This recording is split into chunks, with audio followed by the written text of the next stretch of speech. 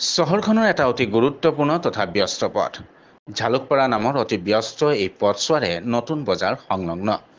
চহৰখনৰ অধিকাংশ ৰাইজেই এই পথছোৱাৰে আহ-যাহ কৰে। বানপানীৰ পিছত পথটি সম্প্ৰতি যাতায়াতৰ ক্ষেত্ৰত অনুপযোগী হৈ পৰিছে।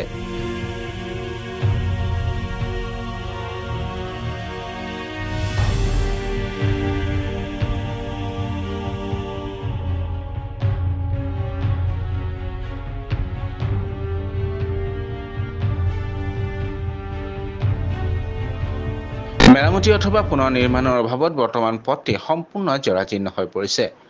পথটোৰ অধিক সংখ্যক স্থানতে প্ৰকাণ্ড পুখুৰী সদৃশ গাঁতৰ সৃষ্টি হোৱাত যাতায়াত অব্যাহত ৰখাটো অতি বিপদজনক হৈ পৰিছে। মটৰ চাইকেলেৰে আহ-যাহ কৰাটো অতি বিপদসংকুল হৈ পৰিছে।